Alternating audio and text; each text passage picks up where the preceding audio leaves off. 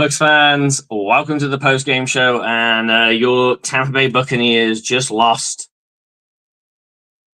36-30 against the Dirty Birds at the Dirty Birds fucking bullshit. And that was a hard game to watch. Not because we were poor, because I felt we had it. There were multiple times in that game where we had it. We were in field goal range. We could have had it. Okay, we don't get in field goal range. We get the ball back. We're a pick from Lavonte David.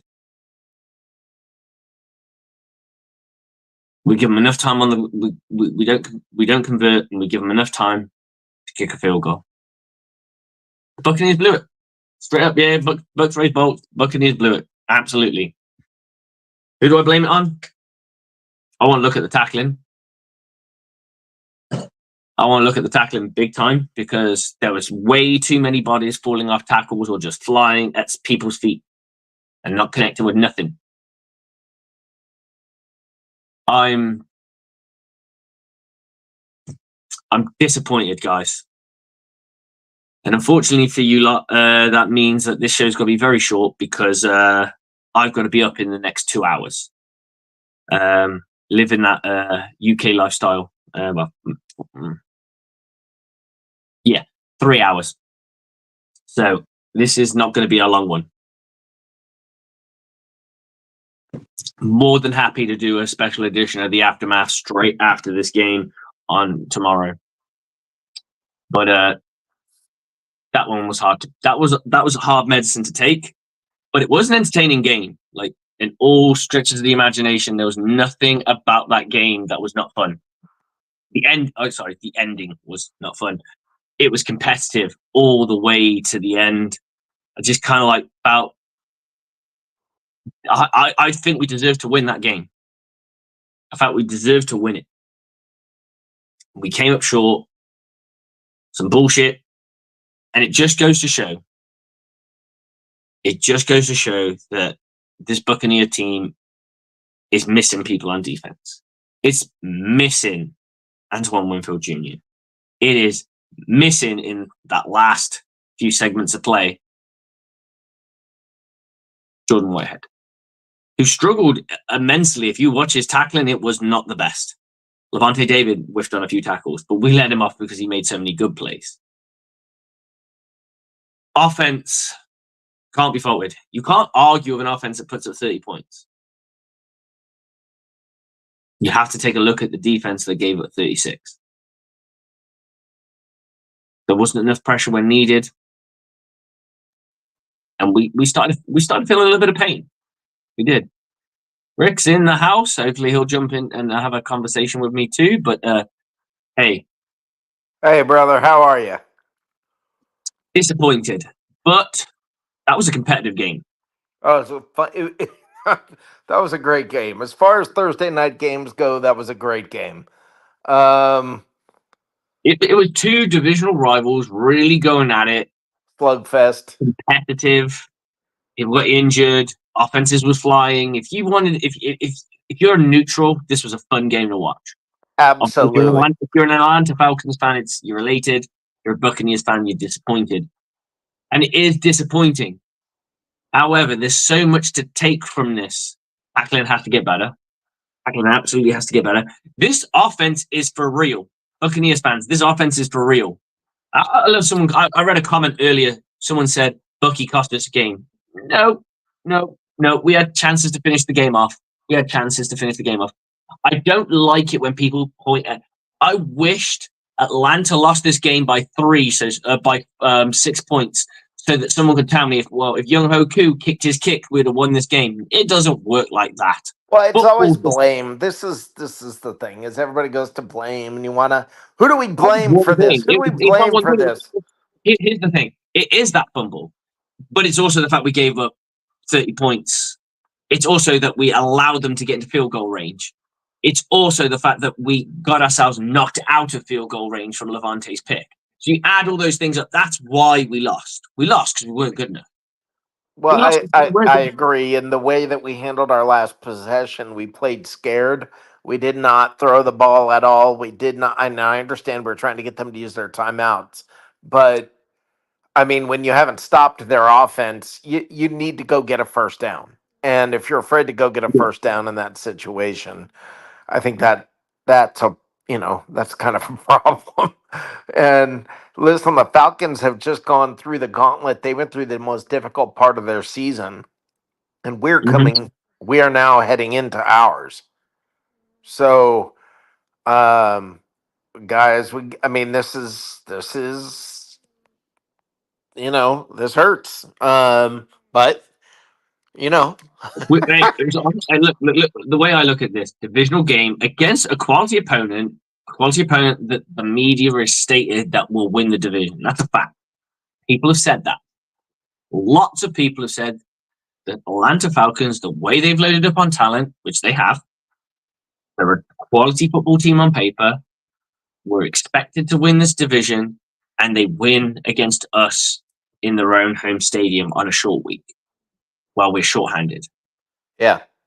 That Um, because it went into overtime and because we mismanaged situations. We did. correct. There's some mismanaged situations. That's not Well, the we gave end of the up world. 450 yards or 480 yards passing or Mm-hmm. whatever it was. I mean, you can't give up almost 500 yards passing and win a game. You just, I mean, you can't, you can't It do that. it was the usual Todd Bowles MO, which is you let them kind of get into field goal position, but they don't get much more out of it. And occasionally, teams do get a little bit more out of it. That's pretty much how Bowles plays defense. It's Well, yeah. bend but don't. It's aggressive, but bend but don't break.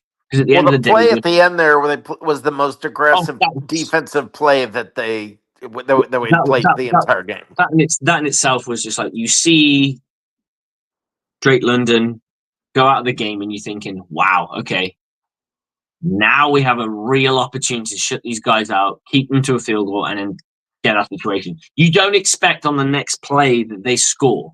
Right. That's never the expectation. And Right. there's a little thing at the back of me going, but you watch some no-name motherfuckers going to do something because Yeah. we've done it. We did it to the Jets where we had I can't even remember the gentleman's name, and I feel real bad for it. But the guy who was known for being a track star. Right. BP did it versus somebody as well. We had walk-off touchdowns. Yeah. It happens on occasion because people don't respect them. And I know that Mike Evans was wide open on that play, but that play was a run play from the very fucking get-go. There was never, ever any doubt that that was going to be a run play. So it doesn't matter how open Mike Evans got. Well, It doesn't that matter. is my problem, though. I will say this: the fact that I mean they had no killer instinct. The Buccaneers had no killer instinct at the end, and But that was the opportunity to use it. That was the opportunity to use a play action pass. They know you're going to try and run the ball. right, Why not throw a bit of play action into it? If it don't work, you eat the sack and you say, Baker, we're going to go play action here. Either throw it away or take the sack. Just right. don't put us in harm's. Just don't put us in harm's way. Done. Or just throw it a fucking mile over Mike Evans' head, so it looks like you were kind of thrown in his vicinity. I mean, if you look at the Falcons right now, they're literally dancing in their locker room like they just won the Super Bowl. I mean, there's water flying like in champagne. I mean, Mhm. this is when you give another team. This is a culture changing thing, and that uh,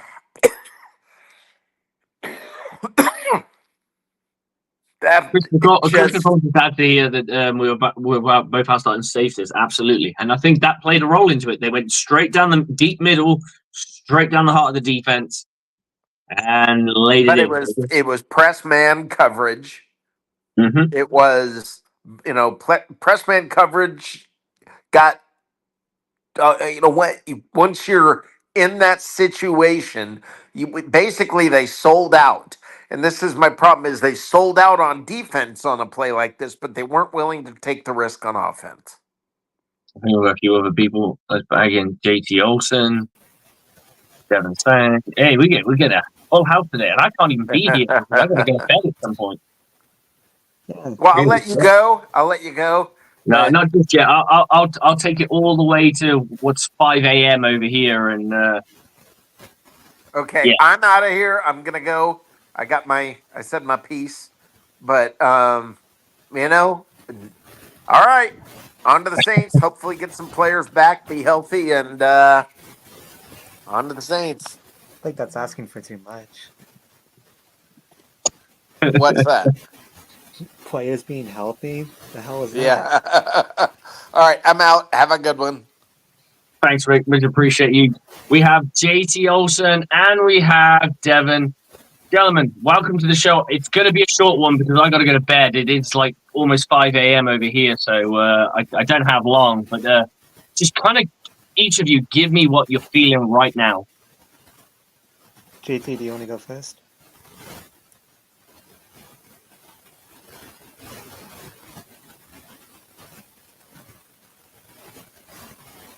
JT, I don't have any volume from you.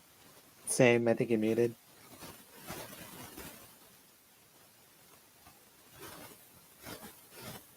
He's not come up as mute. There we go. No. All right. While he's doing that, I can give my. While he's doing that, how about yourself, Devin? How are you feeling? So I think we have every right to be mad, even Mhm. though the expectation is Bucs are injured. We have a lot of injuries, so you don't expect to compete. But then, with the way the game ended, how close it was, and then for it to go into overtime, that kind of resets expectations. Mm. So it's like going into the game was like, yes, we have a good chance of losing just because we're missing Antoine Winfield. We're still missing Cansey. We're missing Gedeke, who honestly, I don't think the Bucs missed him that much. It didn't seem like school was a problem this time around, but going into it, I think school's a problem in certain situations rather than on the whole. I think the second half, in certain situations, he showed up, and I think the problem was they were key situations where certain balls were ran and he didn't block as well, or he didn't pass protect as well as he should have, and things like that.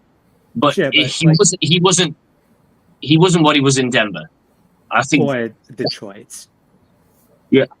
But point being is you're missing all these guys. The expectation is, you can hang with them maybe, but the Falcons are healthier. I know people have mocked Kirk Cousins, but he has played fairly decently. Nothing like this, but he hadn't been bad. But you bring them, you get them to the brink. You have the ball in field goal range. That's the dagger. That should be it. So yeah, absolutely. You if you pick up a ball and you got it in field goal range, all you should be doing is just bosh up the middle until and take as much time off the clock. You should. I think at this point, because there was the possibility of scoring would have completely killed them. It was over. I think maybe we got a little bit too greedy. Whereas we should have just, in theory, just take 3 fucking knees and kick a field goal. But that's hindsight, and hindsight's a beautiful thing because you always get to sit there and go, "Oh, we could have done this and we could have done that. And we should have done this instead of doing that." Unfortunately, live in the moment, that never ever happens. You never have that kind of level of clarity. All I can say is there were parts of the Bucs defense that look good, but they targeted a certain area, and is that between the hashes, middle of the field, attacked it hard. Yeah. So 2 things, and then I'll shut up and let JT Olsen actually have to say. JT, can you speak now? I don't know. Can you hear me? Yeah. We got you. So 2 things. One, I do think if the game went the other way, the Falcons people would be having this exact same podcast, and they would be talking about how Young Ku kind of blew the game for them and how they didn't convert on their opportunities because, people want to talk about the Bucs gave the game away. Young Ku missed 2 field goals within the 40. And then, obviously it wasn't his fault it got blocked, but, he still missed, Yeah, absolutely. I mean, you could argue timing, things. There are a lot of things that go into that. You'd have to really sit there, be a bit of a special teams analyst, and sit there and go, how long did he take to take his kick? Was it longer than he normally takes? And there's so many little that goes into it. But yeah, for the most part, to the naked eye, it was just a block kick, and there's not much you can do about it. But it was you look at it trajectory versus did he get the right amount of angle on it? Did he get the right amount of height on it? That's what, the longer field goals are actually easier to block because you have to drive the ball it's between the uprights. So it's usually a little bit lower to get that distance. Whereas, closer up, they'll just literally just lob it in a sense. Yeah, and the second thing is, I think if the Bucs took 3 knees, forced Atlanta to use the timeouts, and then kick the field goal, I'm going to be completely honest, I have no faith that the Bucs defense makes a stop and doesn't stop the touchdown. I truly believe with how Kirk Cousins was playing, he would have driven down the field, even with no timeouts. I mean, we don't know. I think at the end of the day, what we do know is the ball got picked off when they did get the ball. So you kind of got to go with that. But that doesn't necessarily happen because, and this is why I always say to people, you can't turn around like you said about the Young Ku thing. They had opportunities to win that game. If what you said was true and we ultimately pull away that game and we win it, and they're going, oh, wow, we left 6 points on the table. This is that's the argument. Is your play calling changes, everything fucking changes, and people don't realize this.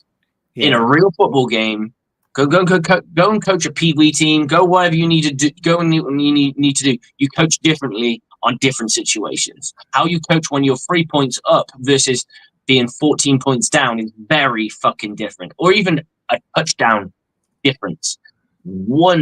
Especially when you've got a kicker. One's so different, and I think that's what a lot of people don't really seem to understand is how you call the game changes based on what happens in the game. So missing field goals changed how the Falcons called the plays. They might have played way more vanilla had he got one of those kicks. Yeah. It is just one of those things. It's you can't know for sure. All I can go off of is just the fact that Kirk Cousins had 509 yards. With that being said, the Red Zone defense was pretty solid, so maybe they could have forced the stop. But again, it's who knows?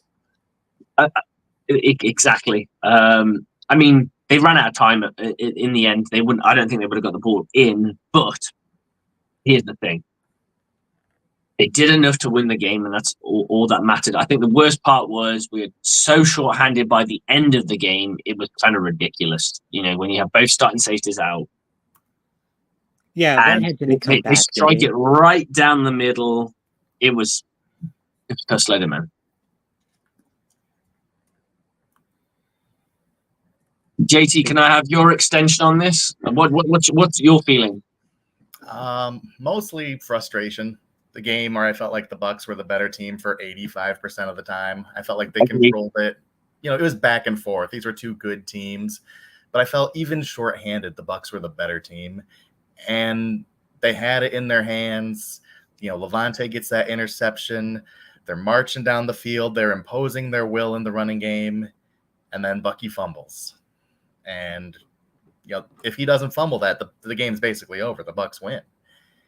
And you just can't have that play in that moment. And that let Atlanta back in it.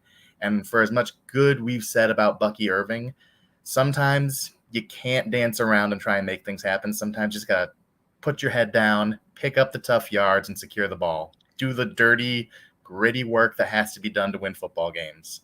And, the Bucs have been really good at that. I think they're a really tough, physical team, and they do those things. And that was just a rookie moment. And we saw a couple of those from... You're going to get rookie moments from people. Yeah, it's going to happen. I mean, it's growing pains. But when I they don't all think happen at Rashad once, was there. it hurts. Yeah, and it was a kind of totality of a few different things. And that I think that for me, obviously we didn't lose the game because of Bucky Irving, but it had Bucky Irving. Like, I think you phrased it perfectly. Had he held onto the ball, we win that game. He didn't lose us the game because there were opportunities to continue to win the game, right? Mm-hmm. We could have won the game in overtime. We could have won. We could have kicked the field goal when Levante David picked the ball off. There are other things that we could have done to win that football game, which is why I don't put the blame on him for us losing. But you could put the game on. Could put the blame on him for us not winning. Sure. If that makes sense. Yeah. No one play ever determines the outcome of any football game. And, Graham Barton, if he doesn't have that hold that knocks us out of field goal range at the end, we probably still win. There's a lot of things. Zion, who had a great game, and he's had a great season. He doesn't miss that tackle at the end. Oh man, the biggest thing I want to write home about the on defense, our biggest struggle, and it's not just coverage. If we get guys to the man, we just don't put them on the ground. We kind of tackling has been so bad. It's been such an issue, and that's coaching. Well, and I think part of that is when you get a guy in space, it gives him a chance to make a play. And KJ Britt is such an incredible liability. Their receivers are always in space because he's nowhere near them in coverage. If we have Savasier Dennis, the game is definitely not this shootout. Absolutely. He is one of those linebackers for sure. And KJ Britt is borderline unplayable unless it's a situational run stuffing kind of down. The Bucs might have to go out and acquire a linebacker because he cannot be on the field like he was tonight. No, they kind of found a sweet spot where they were able to interchange the two of them, but with Savasier Dennis gone, he really has been exposed, which is what they did. This is what the Atlanta Falcons did pretty much all game, was just like, we're going to make your linebackers match up against our either slots or our tight ends, and we're going to feast as best we can. And we know it's a tough ask for a middle linebacker. People don't realize the difference. Like, Levante David's considered one of the better ones. From a pass coverage day, he didn't have nullified the interception.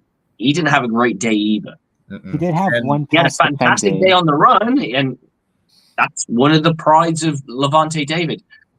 Pass coverage as a linebacker is so fucking rare. It is, honestly, when you do see it, you kind of get off on it because it is so rare. It's from I'm talking pure middle linebackers here. I'm not talking slots. I'm not talking guys who play the Sam and Will positions in a 4-3. I'm talking more the outside kind of guys. I'm talking like pure middle guys like your Hardy Nickersons and stuff like that. Finding those guys who can play the pass so well, it's hard, man. It's so difficult because of the situation you're in. You know what? And, as great as Levante is, he's still playing at a high level. I do feel like he's lost a little bit of a step because Levante 2 years ago, instead of getting a hand on a hip and missing a tackle, he's making the tackle. And, he's still playing at a high level. I'd still say he's one of the better linebackers in football, but he doesn't look like a top 5 linebacker this year. He looks good, but not Levante David good. He's made up with it. He's kind of made up with it this year so far with his splash plays that he's made. Because for the last couple of years, he had less splash and more just being dependability. Yeah, this year it's less dependability and a little bit more Devin White-esque. I was about to say the same thing. It feels. I'm not saying he's a carbon copy of Devin White. That's unfair, but I kind of get the feeling that he, like you said, like he's lost a step. He still makes his tackles, but there are some tackles, if like in space, it's a perfect example. He does tend to struggle. If it's run fit stuff, I think he succeeds. But when it's those, and we're talking guys catching short passes, we're talking guys in space, and he's got to come down and fire onto them. We're talking green game. That's where he's kind of being left out a little bit because he's going up against guys who are younger and faster. Even if you're going against different guys, I mean, Kyle Pitts is really good, Like, he didn't have a catch last week, but he's still a really good athlete and a really good tight end, especially as a pass catcher. He definitely let up a few easy catches to Pitts. Mm-hmm. And not saying that he should be able to cover McCollum, because we also asked Yaya to cover McCollum at one point, but he did also let up, I think it was overtime of the fourth quarter, he let up a first down to Drake London. Like, it looked like he was the one covering him, and he just kind of missed. Yeah, he's just a step makes a huge difference in this league. Yeah. Yeah, you're talking wide receiver versus a linebacker.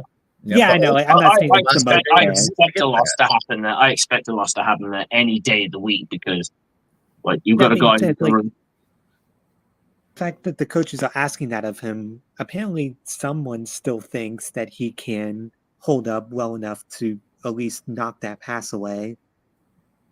I think it's more the case of, right, so you call your defense based off of what you think they might call rather than potentially what they have actually called. So you then go, once the offense is broken and they're into their positional groups, you're like, okay, this is what we're doing. If you don't have a nickel in on that play, you can't sub a nickel in. It's over. It's done. So if they go, they're going to go, it's third down and 3, they're going to go for a pass, or they're going to go for a run because it's an obvious run. It's an obvious run down. They've had some success in the run. We're going to keep Levante in there, or we're going to keep this dude in there. You end up kind of getting out packaged, if that makes any sense. So you've gone into a heavy set when they're going to go into a lighter set. You don't necessarily always know what the offense is going to pull out of the bag, because sometimes they'll pull out. Okay, and offenses generally sometimes, quite often, now and again, especially in key situations like a third down, might call 2 plays. One will be a soft play where it'll be a run, and then one will be more of like a passing play. So they go, well, what do you fancy? And he'll look at it and go, you know what? Levante David's there, and I've got Drake London as my slot. Okay, I'm going to take it. That's the chess match. And I don't want to blame the injuries, because every team has injuries.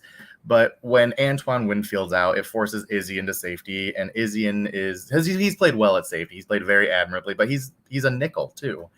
And you got Tyke Smith playing nickel, and then you don't have as many options to kind of cover those other guys. Izzian is playing safety. You don't have Dennis, who's more of a coverage guy. Whitehead went out. I mean, you can bump some of these guys down to like a coverage linebacker, like a second nickel, because they're going 4 or 5 wide receivers. And you need multiple nickels out there. So if you got Izzian and you've got Smith and you've got, Jordan Whitehead and Winfield in the back, that is one of the best units you can find in terms of coverage. But when you're asking Levante David to be your best cover guy in the middle as opposed to your worst, because you got all those guys out there, I mean, Levante David's your worst cover guy, and that's a good thing. And when it switches like that, then it becomes a problem. Yeah, I mean, like I said, it's one of those you line up and play based off the formation you get. And Levante David's always been pretty good at snatching. I mean, he got one today. And I remember when he caught the ball, I was thinking to myself, you can fool me 1,000 times, but you will not fool me the 1,001th time. And that was, it kind of felt like that was it. And I was like, okay, this is it. All the Buccaneers need to do is just, they score a touchdown, it's over. If they score a field goal, it's very unlikely. Unfortunately, it didn't go down our way. And so where do the Buccaneers go from here? For me, it's just get healthy, get ready for the Saints. It's going to be a tough matchup. But the Falcons have proven one thing. They are as advertised. They are a worthy adversary. We can't write them off just yet. Yeah, I think I will say, the Bucs fans that were kind of I will say they were disrespectful of the Falcons. Plenty of people mocked. It was like, oh, Kirk Cousins, 36-year-old washed QB coming off an Achilles. And in my head, I was just like, Kirk Cousins is not this bad. If you Kirk Cousins is still really good. I would never argue. I think the difference is when you compare the money that he's been given versus the money thing is kind of that's kind of just the Falcons needing a QB and was so traumatized. And people don't understand the market of QBs. Not everyone gets lucky and gets to get a cheap quarterback. You either draft one or Which they the fall Falcons in love with did. or they fall in love with your franchise and they believe in what you're trying to achieve, and they'll play for less money, but not ridiculously less, but they'll still play for a little bit less Yeah. money. And then you've got the guys who, you know, have done things in the league and have had made waves and what have you, and a team that doesn't have a quarterback is freaking out, but they have talent. They go, bring them in. But yeah, Bring them in, and hopefully it works. And to be fair, a good formula for fucking decent quarterback play is surround them by talent. yeah. Also, I think It tends to help that way. Get better dudes, you tend to do well. It's an unwritten form. It's an unwritten formula that everyone follows. We know that it does have its limitations, however, but it is a tried and tested method. Go get better dudes. You got better dudes, you're probably gonna have some success. But yeah, and also I think people forget the Falcons O-line is really, really good. There's a reason why they paid Lindstrom so much money. They were just please God, because he's worth it. Listen, outside of the sacks, the Bucs front four did nothing. Outside of Vita Vea being lined up on Bijan Robinson, I don't know, it just wasn't a great game for them. They got enough pressure. I think the fact that they didn't generate as much as they needed to. There was too many blitzes where it just looked like the Bucs rushed 7 people and the Falcons had 8 guys to block them all. It just I think it's just that. You got to also remember the more blitzes tend to come from distance, so it takes them a minute to even get to the line of scrimmage before they're even technically effective. Right, so I just nickel remember blitzes and dime blitzes and safety blitzes, they're going to take forever to get there. They're not designed to be quick hit, get in there. They're designed to, quarterback doesn't see it, holds onto the ball a bit too long. The coverage holds up enough, and damn it, I've lost the ball. I swear I saw a few corner blitzes, and it's I saw I think Zion a couple of times screaming off the edge, and it just nope, nothing, just got nowhere fast. So that's frustrating. I feel Todd Bowles threw everything in the kitchen sink, and Zach Robinson just kind of said, nah, I'm good. Sometimes that happens, though. I mean, you can throw every pressure. It's all down to the quarterback on the. Sometimes the quarterback on the day will just deal with the pressure. That's just all it is. And there are times where the best quarterback can get affected by that pressure, and they're freaking out and they're worried. It tends to help when you generate sacks, because sacks usually mean you're going to get hit, or quarterback hits. At least quarterback hits. Quarterback hits usually mean, it's going to hit. I'm going to throw a ball today, but it's going to hit. And then you're thinking about throwing the football because you're worried about other people. That may have been the worst part, though, because Kirk Cousins was getting hit towards the end, and he just hung in that pocket and just was he didn't care at all, which, I respect him for that, but at the same time, it's frustrating. Sorry, JT. No, I was just going to say, we're talking pressure. We're talking QB hits. This team needs more out of Yaya Diaby. You can throw the kitchen sink and you can generate pressure, but at the end of the day, eventually your best pass rusher has to get sacks. He has to, make the game uncomfortable for Kirk. And I was expecting more of that today. I wasn't expecting Logan Hall to get 2 sacks. I was expecting Logan Hall to actually have a good game, but I wasn't expecting him to make Yaya Diaby look like a non-factor in comparison. And here's the thing. One thing I realized about this 3-man front is the ends aren't meant to get pressure.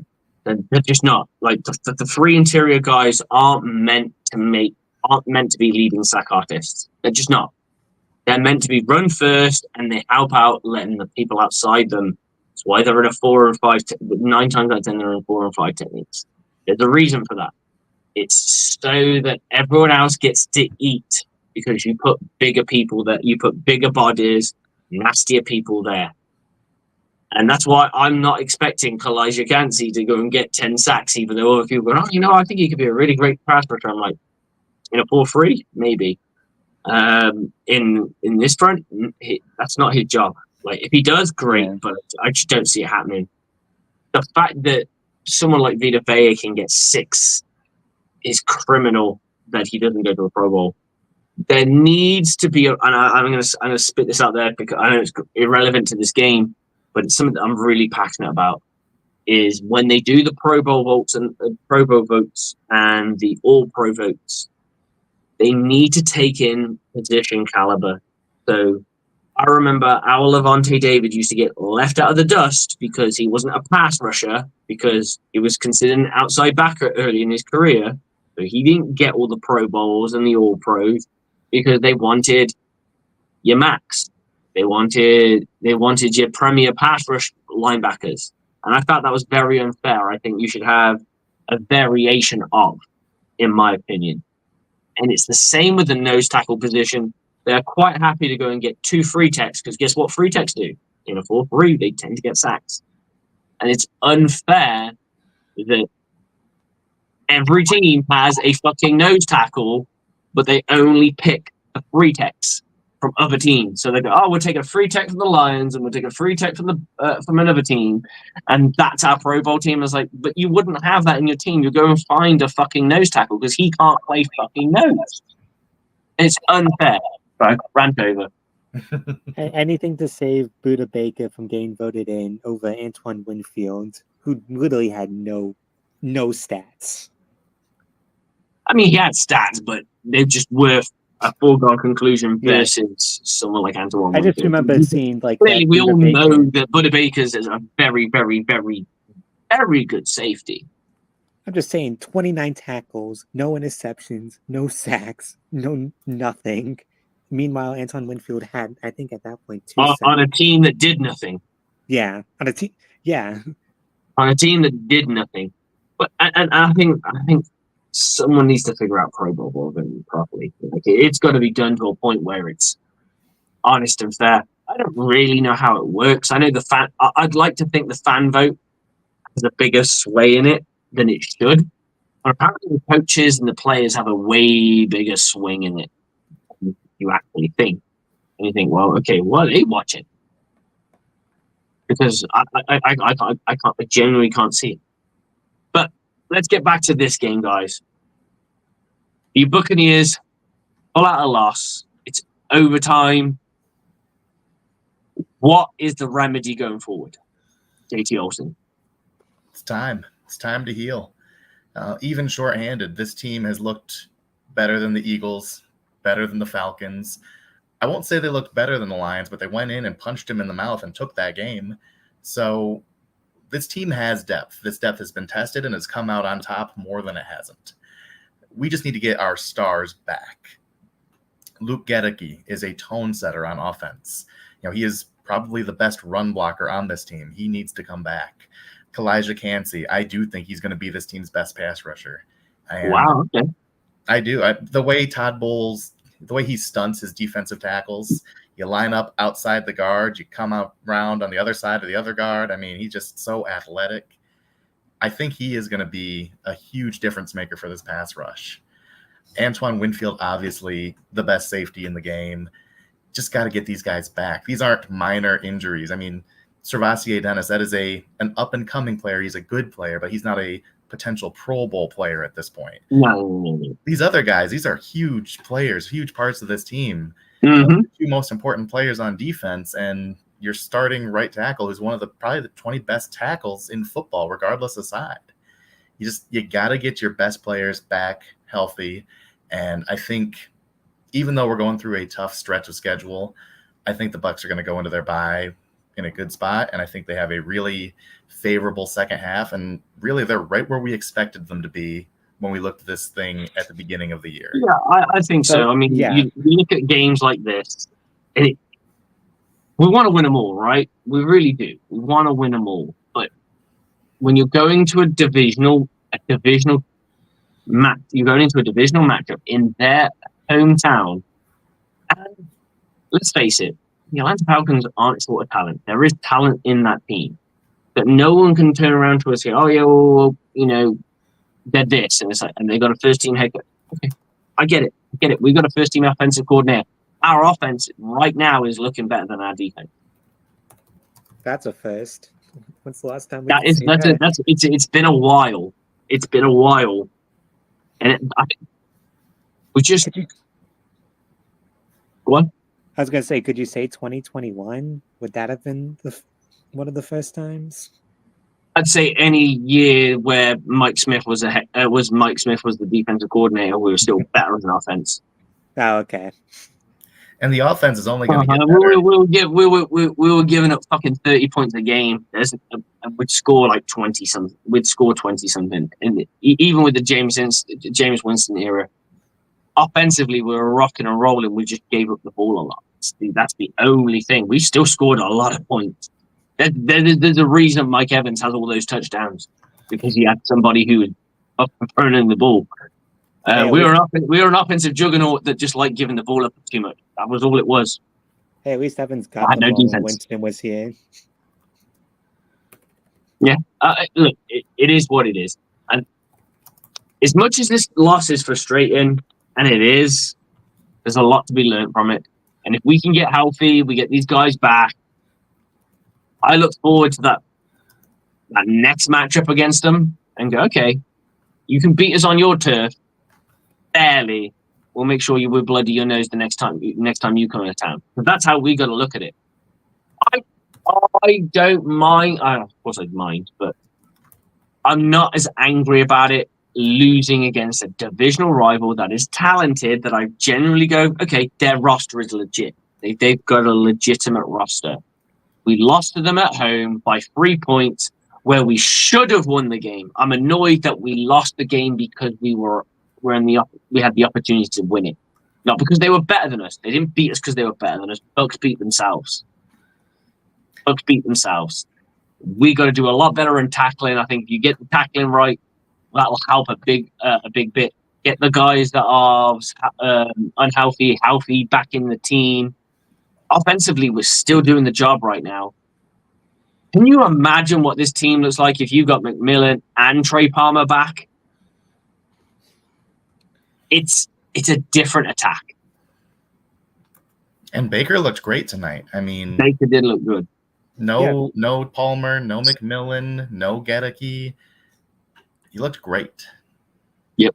I like the box score. I like this two-headed running monster that we got, because I'm a big believer that if you have just the one back, you're going to wear him out by the time the playoffs come. So yeah. I'm a big believer in a two-headed monster. And, I've been pretty down on Whites, but honestly, man, he had a really good game, I thought. Yeah, absolutely. I mean, I have not seen the stats particularly, but he did have that one that kind of thrust us in a position to go score and get points. So that is always handy. This was unfortunately for Bucky was one of those you're going to have to learn, son. Because everyone was shouting. There was so much noise for him to be the starting back. And he goes and does it. But if you look at that game, so did Rashad White. He dropped one too. It's just he was very lucky that someone was right on top of it. That tends to help. I thought that was the Godwin. No, that was Godwin who dropped it. Oh, was it Godwin? Sorry, my mistake. It was Godwin who dropped it. Yeah. Which was funny because Baker immediately threw the ball to him the next play, and he got a first down. Confidence, mate. Which is funny because there's no way Brady would have thrown him that ball. He might have never looked at him again. I don't know. It depends. You've got to look at the context of how the fumble happened. If you were holding it like a loaf of bread, yeah, you could 100% believe that. But there is that belief that if you give your guy a shot, it shows belief in them. So they go, he believes in me. But I think it was a costly one, like as in they actually retained possession, then yeah, I think you're probably right. He may have gone like, okay, I won't look his way just yet. Yeah, do you think if Brady was on the team, he would have just told Bucky to get off the field and get on the bench, like if they ever got the ball back? No, I think it's more the case is like he understands that he's a rookie.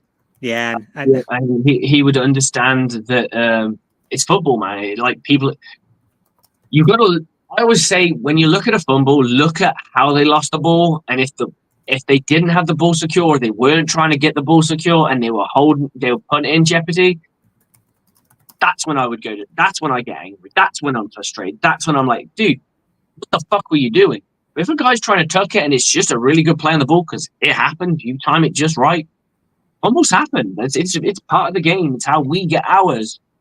You can get a guy who took the ball as much as he wants. If someone just times it just right, that ball's coming out. And there's nothing, a damn thing you can do about it. No matter how well you took it, you can cling film it to your body. It will get ripped out. It will get popped out. Yeah. It's just football, man. And I think a lot of people who've never really been around the game of football, other than watching it on TV, don't really see it. They don't see it because they just think, oh, well, if you fumbled, you must be shit at handling the football. No, it's football, man. Like the enemy gets a vote too, and I'm a big fan of that verbiage. The enemy wants to do exactly what you're doing to their offense, what you want to do to their offense to your offense, and you have to live with that. And occasionally they're going to get some. The smartness comes in is limiting how much they can do. Every team up and down the country can score points. Every team up and down the country can get the ball out, get interceptions. It's limiting it to a point where it's manageable. That's what makes a good football team. Every team, the Kansas City doesn't matter. You can give me the Super Bowl champions right now and then say, they're going to cough the ball up. But they've got to make sure it doesn't cost them. That's the difference. Or it happened versus a team that they could manage. Not a juggernaut. That's the beauty of it. Like, let's say they have a big game against the Ravens. They're clean as a whistle. They squeak the game by. But then they go against a team that's lackluster, like a Raiders team. And they give up so much points, but they still win the game. When you look at it from that perspective, it's very different. But gentlemen, on a further note, I've got to go because it is 5:25 over here in the UK, and I've got to get up and take my babies to school. So in the last 5 minutes, I'm going to close out.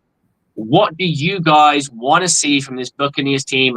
JT's always kind of already expanded on it. He wants to get healthy. I think that's going to be the consensus of everyone. But is there any certain things you'd like to see that the Buccaneers sharpen up on? So for me, it's going to be tackling. I was going to say the same thing. Just wrap up. My thing is go out and trade for Isaiah Simmons. Get a linebacker who can cover somebody. Okay. You're not buying the Devin White hype that we should go get that. He couldn't cover when he was here. I was going to say, absolutely, I completely agree. And the fact that he's a healthy scratch on his own team just says a lot. It's not on a team that doesn't have good linebackers. We saw them play not very well, and he still can't get on the field. No, and it says it all about him. Like it's weird how somebody that talented has lost that much of a step. I don't know. It's got to be confidence. Now, it's got to be. though, it makes no sense. He always managed to play better the week later after he got benched. So it is possible if we got him, he would play good for 1 to 2 games, and then we just bench him again. But what you got to give?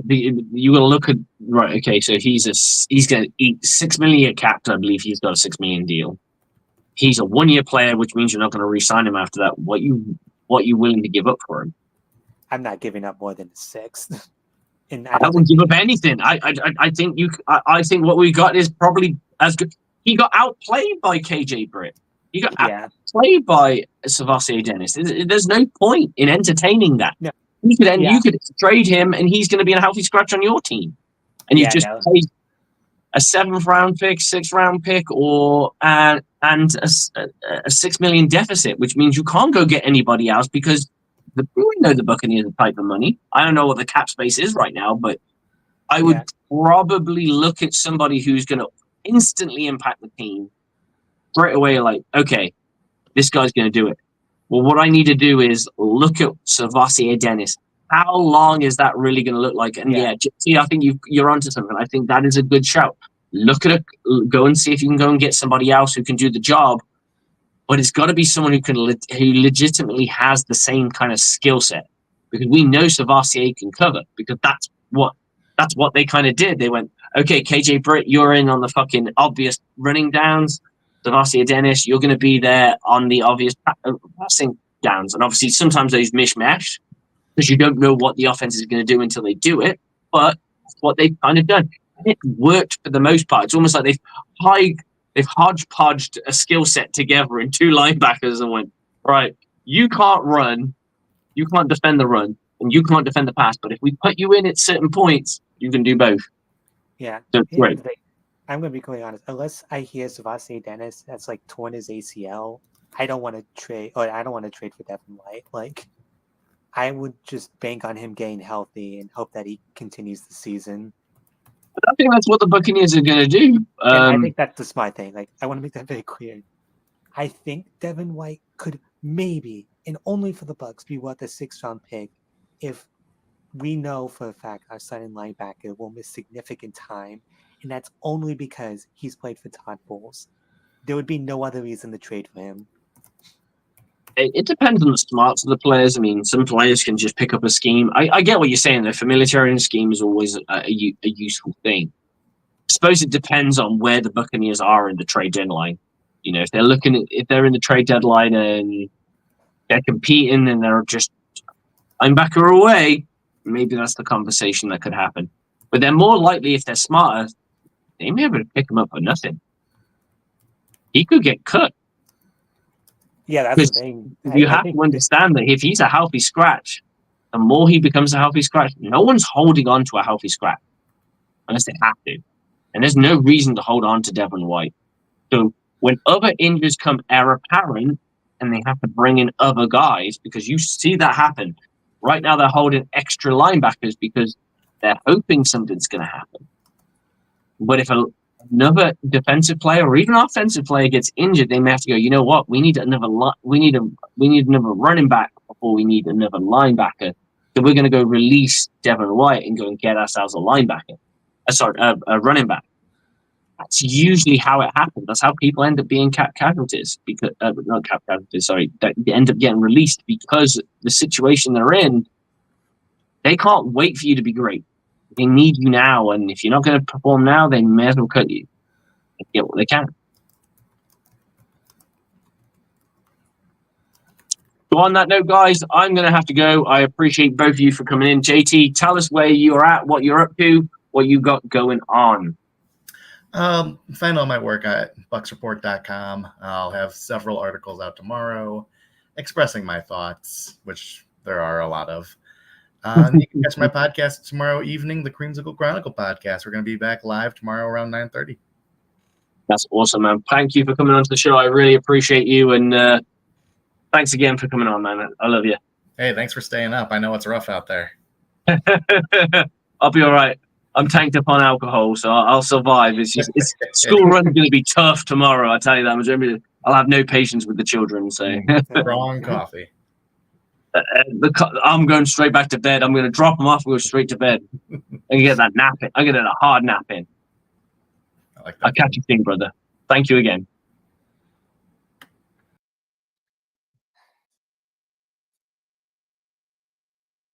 Devin, tell us all about what you're up to and where we can find you, brother. Yeah, so I'll be over on canoncrunch.com, .wordpress.com, excuse me. Right now I'm doing my article, which will be out later today, I guess technically. Just kind of recapping the game, going over some of the stuff we talked about. Yeah. Over the coming days, I might be writing some other pieces talking about specific players, like whether or not there's improvement to be found elsewhere on the roster. Hence, it's probably going to be Jamel Dean, just because I don't want to take too much more time, but man, I've just been really unimpressed with him. But yeah, so he is definitely having a down year. I mean, I'm not. He had a down last year.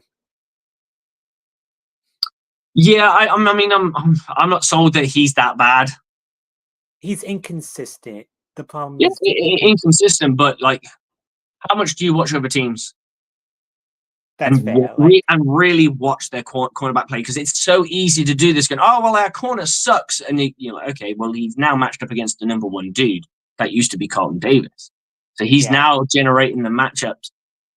And then you've got to look at different things, like what is he being asked to do in the scheme? And a lot of people don't realize this, that like pushing coverage can make a huge difference.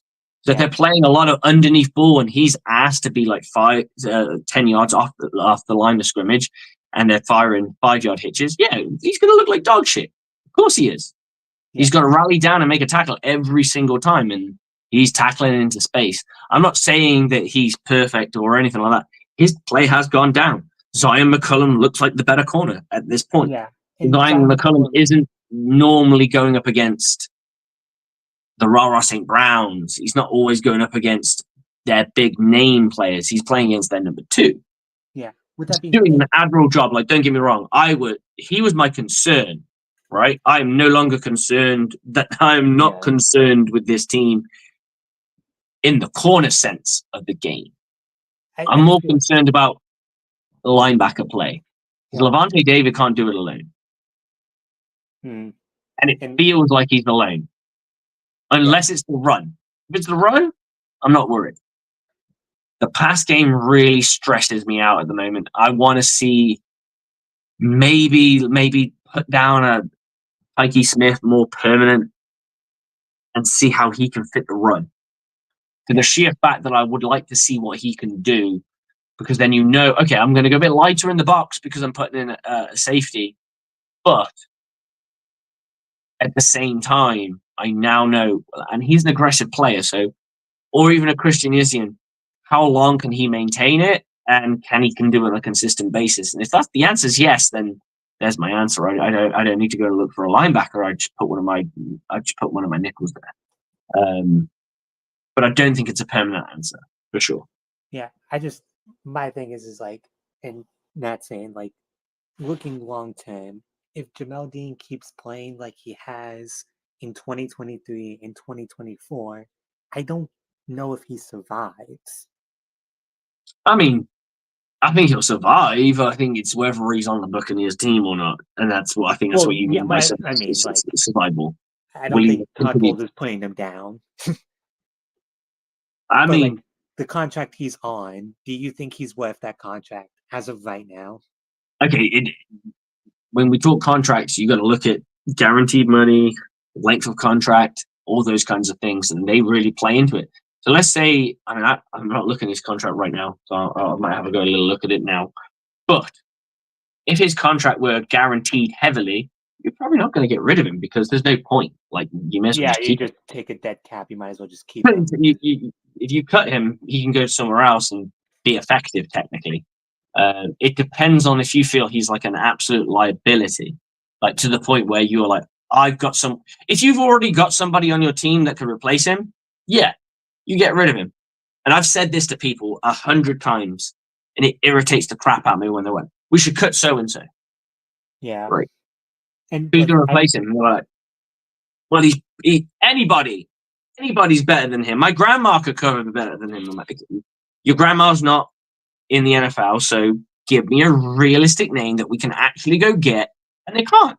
9 times out of 10, they can't. Or they go into a fantasy world where we get Jalen Ramsey or a big name person that we can't physically get. So it's still a fantasy.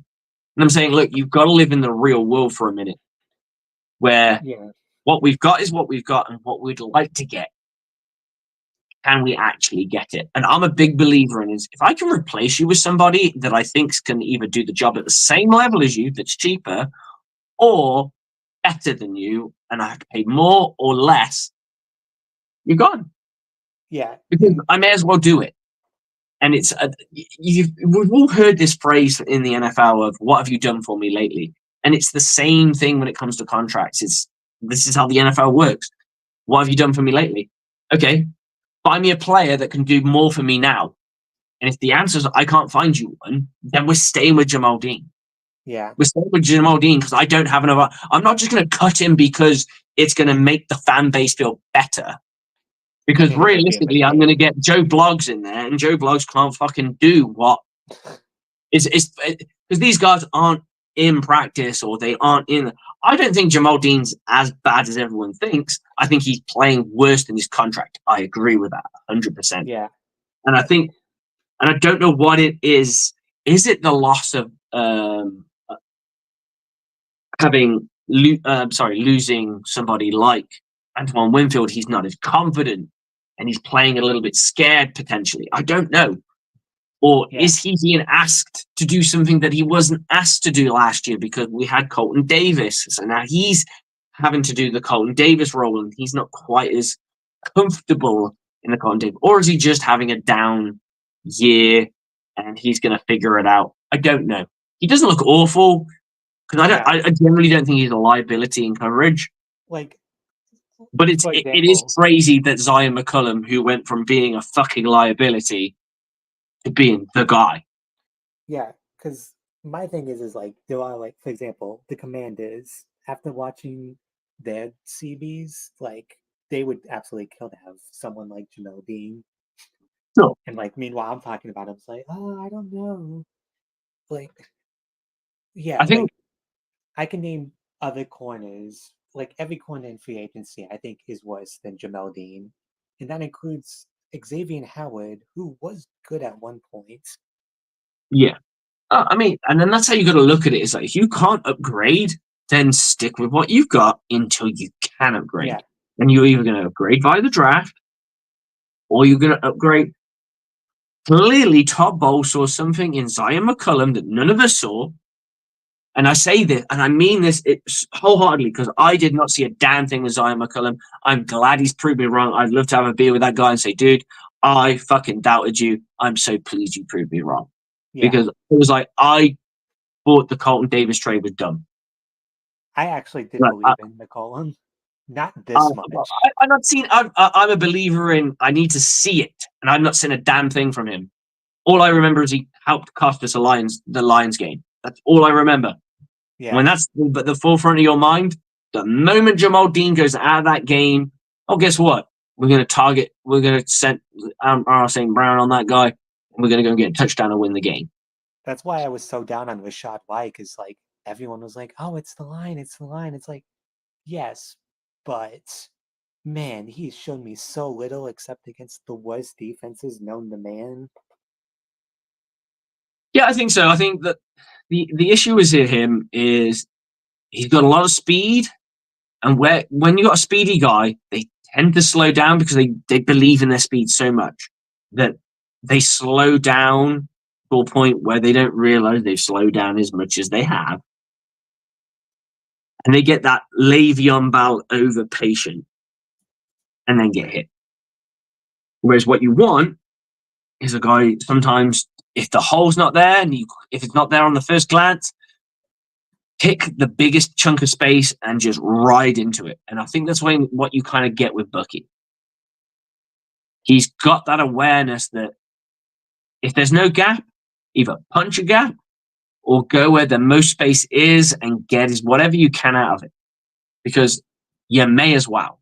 It's this very simple logic.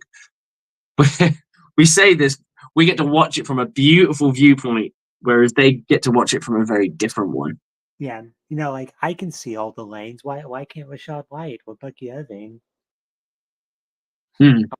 Yeah, like what I'm seeing is like, oh, there's that lane open. Why can't Bucky see that when it's like he's being tackled and being hit behind the line?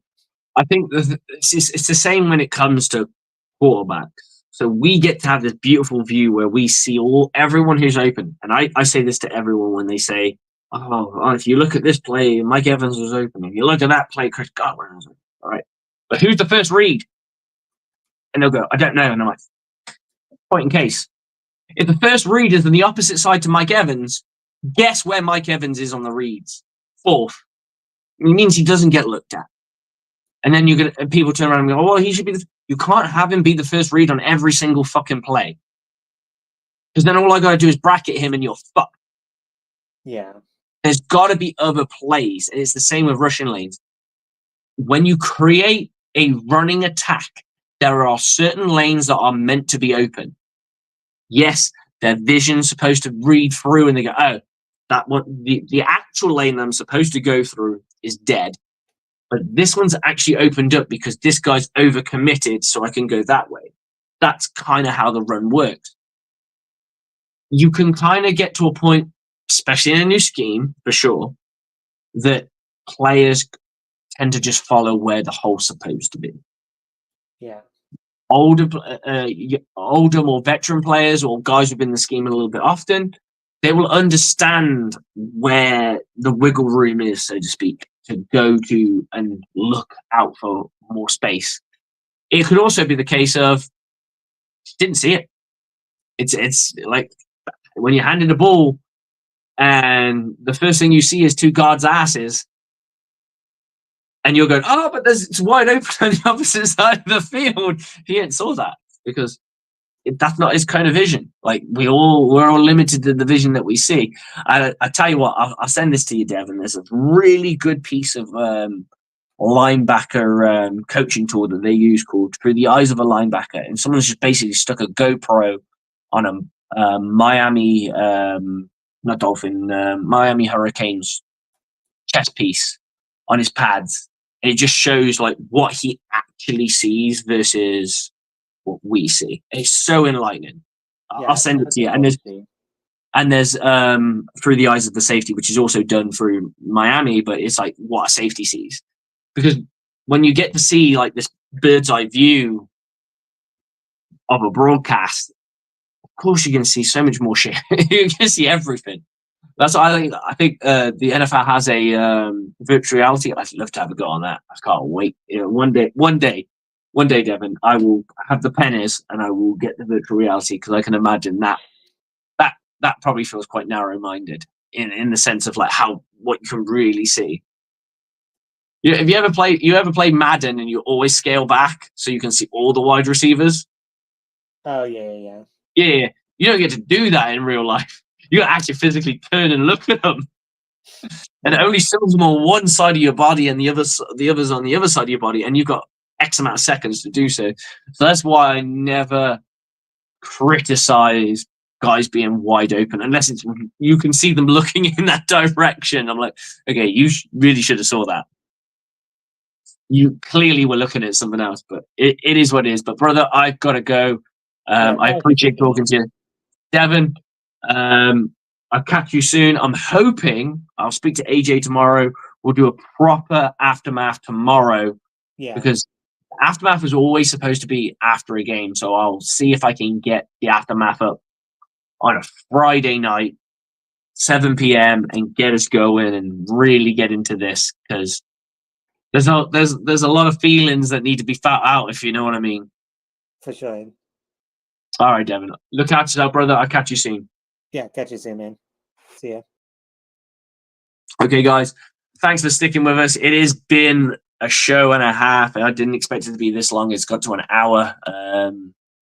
Always isn't a loss. Losses are always more animated than a win. So, guys, this one will sting. Just take what you can get out of it because it's not over. We're week fucking 5, guys. This is week fucking 5. This is nothing. We're there. We just gotta get healthy, win the right games, and we're back in this thing. We're not even behind in the division. Yes, technically Atlanta, because they've beaten us, are in front of us. But wins and losses are the same. We just need that Kansas City team to go do us a favor. Put the bout to the ass and win us something. And then we go on to the Saints. Hopefully they're beat up. And then we go fucking pump that ass. That's what we need. That's what this team needs to do. Get back on track. Saints are fucking injured too, from what I hear. Saints are injured too, so let's go get it. Guys, Bucs on me, Bucs on free. 1, 2, 3. Go Bucs!